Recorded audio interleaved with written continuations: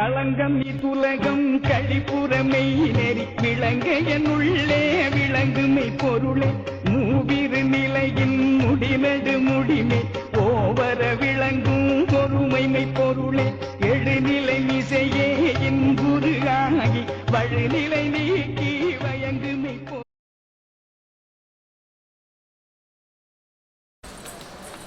அரியூர் கிராமத்திலே பிறந்த ஒரு அரிய மனிதர். அவர் தஞ்சம் புகுந்த இடம் அரியலூர்.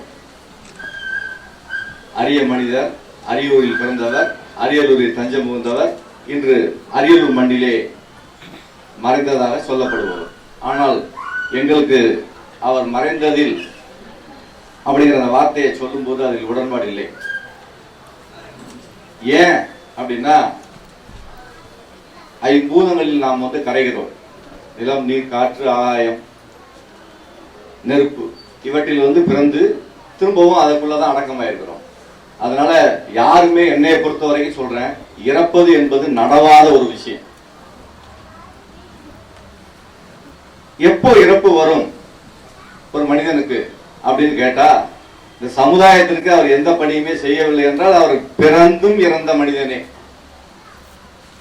அப்படித்தான் நான் ஒவ்வொரு இடத்திலும் என்னுடைய கருத்தை நான் பதிவு செய்வேன். என்னுடைய குருநாதராக இருக்கக்கூடிய கிராம வாழ்வியல் இயற்கை மருத்துவ சங்கத்தை தோற்றுவித்து அதனுடைய தலைவராக அவரும் செயலாளராக நானும் தொடர்ந்து கிராமங்களிலே அவர் சொல்லுவார், மாணவர்களிடத்தே நீங்க நிறைய பணிகளை செஞ்சுக்கிட்டே இருக்கீங்க, தயவு செய்து அதை விடாம செஞ்சுக்கிட்டே இருங்க அப்படின்னு சொன்னாரு. இப்பவும் அம்மா கூப்பிட்டு அதே விஷயத்தான் இப்ப என்கிட்ட சொன்னார். நிறைய பண்ணிக்கிட்டே இருக்கீங்க, ஏராளமான பணிகள் பண்ணிக்கிட்டே இருக்கீங்க. கொரோனா காலத்துல கூட நானும் ஐயா காசி பிச்சை ஐயாவும் காவலர்களுக்கு மாப்பிள்ளை சம்பா கஞ்சி வச்சு கொடுத்தோம். ஏன் அப்படின்னா, எல்லா துறைக்கும் விடுமுறை கூட இருக்கலாம், ஆனா காவல்துறை பாத்தீங்கன்னா எங்கேயுமே அவர்களுக்கு ஓய்வு இல்லை. அவர்கள் பாத்தீங்கன்னா மக்கள் பணி செய்தே ஆக வேண்டும். அப்படி இருக்கும்போது நீங்க தொடர்ந்து மக்களோட இருக்கீங்க, நீங்க நோய் எதிர்ப்பு சக்தியோட இருக்கணும் அப்படிங்கிறதுக்காக வேண்டி அந்த காலகட்டத்திலயுமே நாங்க இங்க மட்டும் இல்ல, அரியலூர் மாவட்டம், தஞ்சை மாவட்டம், 2 மாவட்டத்துக்குமே ஐயா அவருடைய கையால அந்த மாப்பிள்ளை சம்பா கஞ்சியை கொடுத்தாங்க. அதை ஆவணப்படுத்திருக்கோம், அது பத்திரிகைகளிலும் செய்திகளாக வந்திருக்கிறது.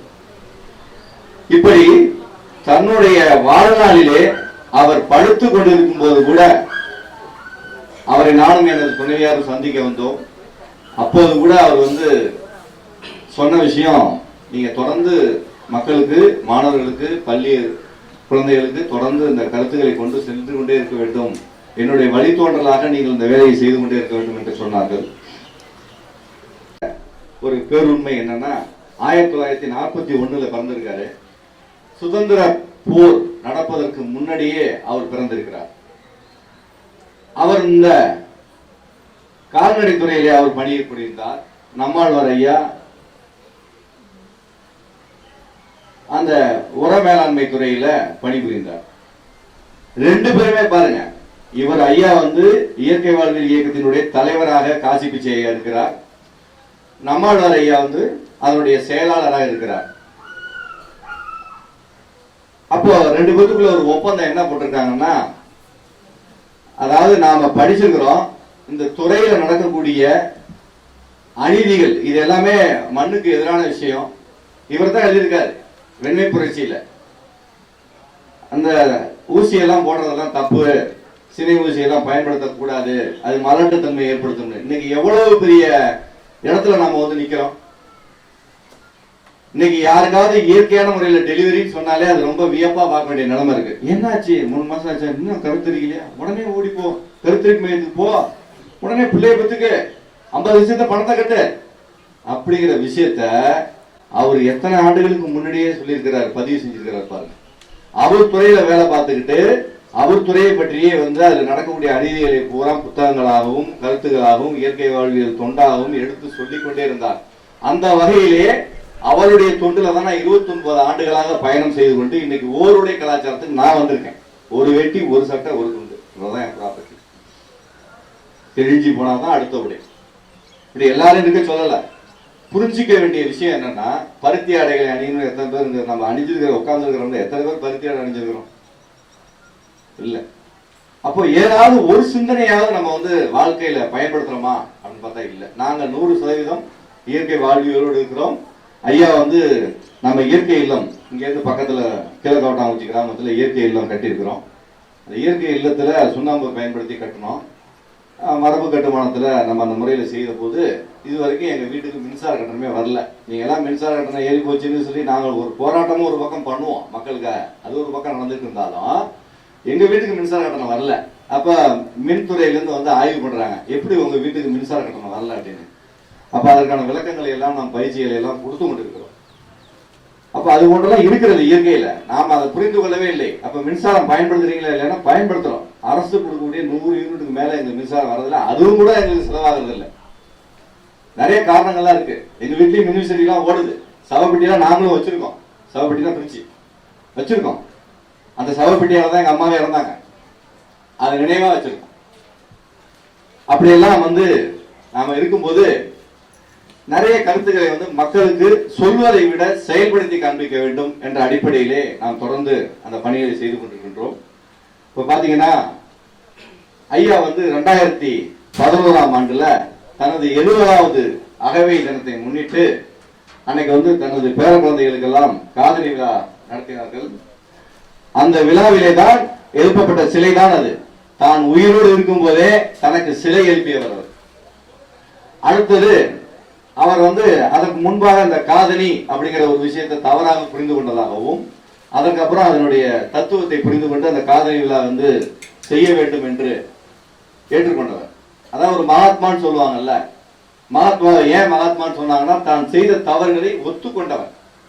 அதே போல எனக்கு புரிந்த வகையில பாத்தீங்கன்னா காசி பிச்சையா ஒவ்வொரு கூட்டத்திலையும் நான் சொல்லுவேன், கடுமையா கோவப்படுவாங்க. ஏன் எவ்வளவு கோவப்படுறீங்க அப்படிம்ப, எவனாவது சொல்றத கேட்கறானா ஐயா அப்படிம்பாரு. அப்ப அந்த கோபத்தை வெளிப்படுத்தக்கூடிய அடுத்தது வந்து அவருக்குள்ள வந்து, ஏன்னா கோபம் இருக்கும் இடத்துல தான் குணம் இருக்குன்னு சொல்லுவாங்க. கருத்துக்கள், அவ்வளவு கருத்துக்கள் இருக்கும். எதிராக ஏதாவது ஒரு கருத்தை சொன்னா விட மாட்டாரு, வாங்கு வாங்கன்னு வாங்கிட்டுருவாரு. அப்போ அந்த புரிதல்ங்கிற அந்த இடத்துல வரும்போது, தெளிவடையும் பொழுது நாம என்ன பண்ணணும்னா திரித்துக் கொள்ள வேண்டும் என்பதை வாழ்ந்து காட்டியவர். அதனால அவர் பாத்தீங்கன்னா வயதானவர் மாதிரியே தன்னை காண்பித்துக் கொள்ளவே மாட்டார். உயிரோடு இருக்கும்போது கடைசியா வந்து 2011 தான் வந்து வானகத்துல ஒரு நிகழ்ச்சி. அப்போ வந்து 3 முறை வந்து நான் வந்து ஐயாவுக்கு இயற்கை உணவு தயாரிச்சு அந்த கூட்டத்துல வழங்கியிருக்கிறோம். ஆயிரக்கணக்கான பேர் வருவாங்க, உணவெல்லாம் தயாரிச்சு வழங்குவோம். ஆனா எங்களுக்கு உணவு இருக்காது, ஏன்னா அவர் சுவையா இருக்குன்னு எல்லாம் சாப்பிடுவாங்க. நாங்க அதுக்கப்புறம் வெளியில வந்து ஏதாவது இருக்கிற பொருளை சாப்பிட்டுட்டு வருவோம். இதுதான் காலகாலமா 3 முறை நிகழ்ச்சியிலே அப்படித்தான் நடந்துச்சு. அது போல ரொம்ப ஒரு எளிமையான மனிதர். நீங்க உங்க குடும்பத்தினர் வந்து நீங்க எனக்கு கோரிக்கை வச்சது போல, நீங்க கோரிக்கை வைக்கிறதுக்கு முன்னாடியிலிருந்தே நாம அவருடைய கொள்கையின் பால் ஈடுபட்டு தான் நம்ம வந்து நம்மளுடைய வாழ்க்கையை தியாகம் செய்து கொண்டு பயணித்துக் கொண்டிருக்கின்றோம். அந்த வகையிலே அரியலூர் மாவட்டத்திலே 20 இருக்கின்றோம். ஒருவர் இங்கு தங்க சண்முகசுந்தரம் பச்சை மனிதன் இன்னைக்கு சொல்றாங்க. அடுத்தது பாத்தீங்கன்னா இலந்தை குளத்துல இருந்து பழனி இருக்கிறார். அவர் பாருங்க கொஞ்சம், அவர் வந்து அவர் வீடு கட்டியிருக்காரு, மண்ணாலே வீடு கட்டியிருக்காரு, கூரையாலே வேஞ்சிருக்காரு. ஏறத்தாழ 15 ஆண்டுகளுக்கு மேல வந்து அந்த வீடு வந்து அந்த கூரையை வேய வேண்டிய அவசியமே இல்லை. இலந்தைக்குளம் கிராமத்திலே அவர் செய்திருக்கிறார். எந்த வித ஃபேனும் தேவையில்லை அந்த வீட்டுக்கு. அந்த வீட்டுல போய் ஒரு நாள் நான் ஒரு சரியான வெயில், அந்த வெயில் நேரத்துல நான் போயிருக்கும் போது அவ்வளவு வெக்கையே தெரியல. அந்த அளவுக்கு அதையெல்லாம் உள்வாங்கி ரொம்ப சிரமப்பட்டு தான் அதை கட்டியிருக்கிறாரு. ஏன்னா இப்ப மண் எடுக்கிறதுல சிமெண்ட் கிடைச்சிரும், எம்சாண்டு கிடைச்சிரும், மலையை உடைச்சி கொண்டு வர எம்சாண்டு வந்துடும். ஆனா நம்ம ஊர்ல கிடக்கக்கூடிய மண்ணை நம்மளால எடுக்க முடியாது, அதுக்கு 1008 பர்மிஷன் இன்னமும் காலகாலமா தொடருது பாருங்க. இதெல்லாம் அயோக்கியத்தனம் இல்லையா? ஒரு வீடு கட்டுறதுக்கு இன்னமும் மண்ணு நம்மளால எடுத்துக்க முடியல. தமிழ்நாட்டுலன்னா நான் இருக்கேன், நின்னா வழக்கு, நடந்தா வழக்கு, பேசினா வழக்கு, அப்படிதான். அப்படியெல்லாம் கடந்த காலத்தில் இருந்தது. அப்போ அந்த வகையில பாத்தீங்கன்னா இந்த காவிரி பாசன பகுதியை பாதுகாக்கப்பட்ட வேளாண் மண்டலமாக அறிவிக்கணும்னு சொல்லிட்டு நானே ஒரு பட்டிக்கோட்டை அத்திகிரி லெனின் ஐயா அவர்கள் சமகாலத்துல பாத்தீங்கன்னா போராட்ட காலத்துக்கு இந்த மீத்தேன் ஹைட்ரோ கார்பன் போராட்ட காலத்துக்கு கொண்டு வந்தவர் யாருன்னா அத்திவெட்டி லெனின் நம்மாழ்வார் ஐயா. ஆனால் இவரை வந்து ஆரம்பத்திலிருந்தே ஒரு போர்க்களத்துக்குள்ள வர வேண்டும் என்று டியூன் பண்ணது யாரான்னா அரியூர் காசி பிச்சை ஐயா அவர்கள் தான், நம்மாழ்வார் ஐயா. ஏன் அப்படின்னா ஒரு மொழி புலமுடையவர், வாழ்வியல் புலமுடையவர், ஒரு மண் சார்ந்த அறிவு புலமுடையவர். இவருடைய கருத்துக்களை எல்லாம் போராட்ட களத்திலும் அது வீரியமாக எழுத வேண்டும் என்ற அந்த அடிப்படையில் தான். ஏன்னா பாரதியார் அவருடைய வாழ்க்கையை பார்த்தீங்கன்னாக்க சுதந்திர போருக்கு வித்திட்டவர்கள் அவரும் ஒருவர். அவருடைய கருத்துக்கள்ல பாட்டு பாடும்போது தேம்சு நதிக்கரையிலிருந்து வந்த கொக்கு வெள்ளை நிறை கொக்கு என்று பாடினார். அப்ப வெள்ளைக்காரர்களுடைய ஆதிக்கம் நமக்கு எந்த அளவுக்கு நாம வந்து பாதிக்கப்பட்டிருக்கிறோம் அப்படிங்கறத சிலேடையாக சொல்வது. அப்படியெல்லாம் சொல்லாம நேரடியாகவே வந்து நம்மாழ்வாரைய கடுமையாக பேசியிருக்கிறார். அப்போ ஒரு சில காலகட்டங்கள்ல காசி பிச்சை ஐயா நம்மாழ்வாரிடம் சொன்னதாக காசி பிச்சை ஐயா என்னிடம் கூறினார். நீங்க ரொம்ப கடுமையா தாக்குறீங்க, கார்பரேட் கம்பெனிகள் நம்மளை கொன்னுடுவாங்க அப்படிங்கிற விஷயத்தையும் அவர் சொன்னதாக என்னிடம் கூறினார்.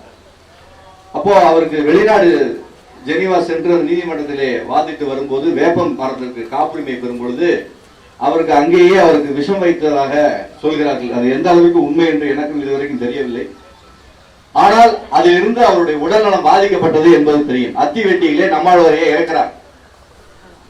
கதிராமங்கலம் அந்த பக்கத்துல வந்து போராட்டம் நடக்கும்போது, அந்த மீத்தேன் ஹைட்ரோ கார்பன் போராட்டம் நடக்கும்போது கடைசியா அவர் கேட்டார், தேங்காய் பால் கொடுங்கன்னு கேட்டார். தேங்காய் பால் கொடுத்தாங்க. அந்த ஆசனவாய் அடியில வந்து அவருக்கு ஒரு மிகப்பெரிய கட்டி வந்து ரொம்ப அவதி விட்டுறார். ஆனாலும் வந்து அந்த நேரத்திலுமே அவர் வந்து பயணம் செய்து போர்க்களத்திலே நின்றவர் தன்னுடைய இறுதி மூச்சு வரைக்கும். அந்த போராட்டம் மாதிரிமங்கலம் போராட்டத்தை கடந்து வரும்போதுதான் இரவு தான் வந்து ஐயா நம்மாழ்வார் மரணிக்கிறார். அப்படி அவருடைய கொள்கையில் இருக்கும்போது அதற்கு பிறகுதான் நாங்க போராட்ட காலத்துக்கு வரேன். அதுக்கு முன்னாடி நாங்க வந்து பள்ளிக்கூடம், கல்லூரி இது போன்ற இடங்கள்ல வந்து தொடர்ந்து வந்து இயற்கை வாழ்வியல் குறித்து தினசரி நாம் வந்து ஒரு நாள் கூட ஓய்வு இல்லை. அனைத்து பள்ளிக்கூடங்கள்ல இருந்து கல்லூரியில இருந்து எங்கெல்லாம் வாய்ப்பு கிடைக்குதோ அங்க எல்லாம் செய்வோம்.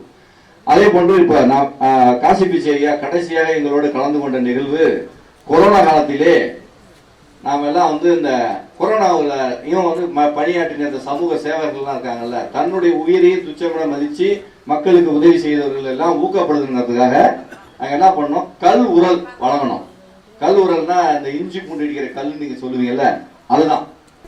அந்த கல்லை வந்து இலந்தைக்கூட கிராமத்துல பழனி எல்லாமே இருக்கும்போது அங்க நாங்க ஏற்பாடு செய்து அந்த கல் உரலை நான் வாங்கி சென்று கொண்டு போய் கொடுத்தேன். அப்ப கொடுத்துட்டு பேசினாங்க.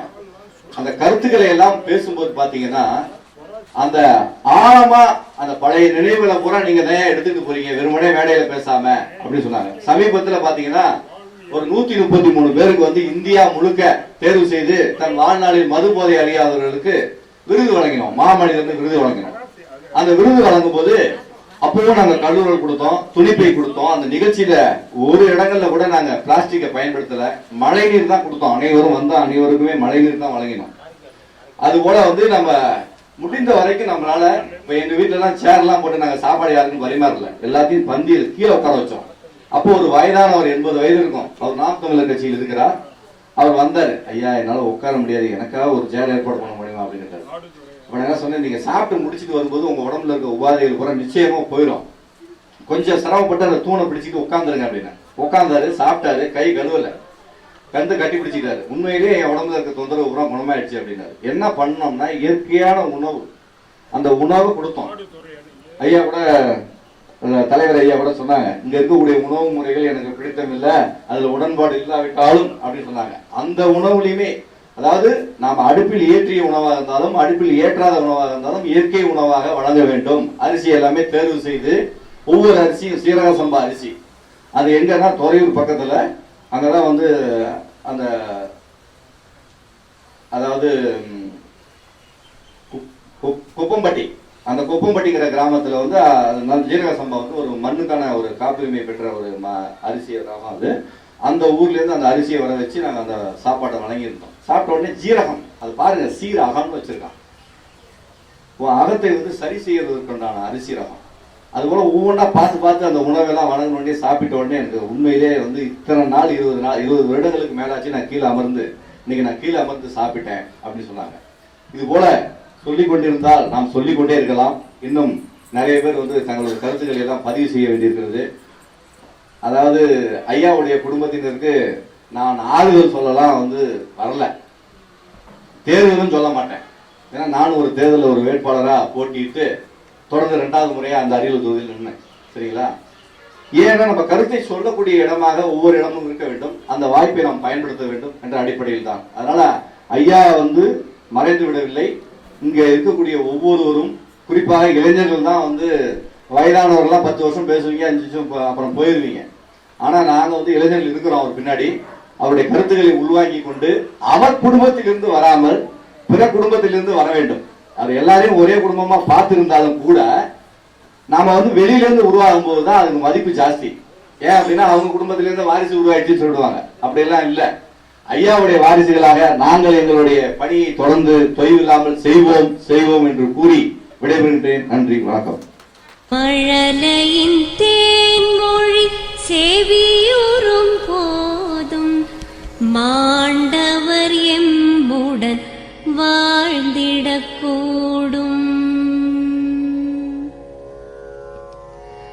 மாண்டவர் சுவாசங்கள் காற்றுடன் சேர்க, தூயவர் கண்ணொளி சூரியன் சேர்க, பூதங்கள் 5லும் பொன்னுடல் சேர்க, போனவர் புண்ணியம் எம்முடன் சேர்க. சித்தர்கள் மறைத்து வைத்த மருத்துவ ரகசியங்கள் எல்லாருக்கும் கிடைக்காத ஒரு பாரம்பரிய கலை. ஆனா தமிழர் பாரம்பரிய மருத்துவ கலையில் ஆர்வம் இருக்கிறவங்க, இயற்கை வழி சிகிச்சை முறைகளை கத்துக்கணும்னு நினைக்கிறவங்க, ஒரு ப்ரொஃபஷனல் பர்மா தெரபிஸ்டாக உருவாக ஆசைப்படுறவங்க, சித்தா, ஆயுர்வேதா, BNYS, BHMS போன்ற மெடிக்கல் ஃபீல்ட் டிகிரி முடிச்சு தங்களோட பிராக்டிக்கல் நாலேஜை இன்னும் மேம்படுத்த நினைக்கிறவங்க, அவங்களுக்காக தான் இந்த அழைப்பு.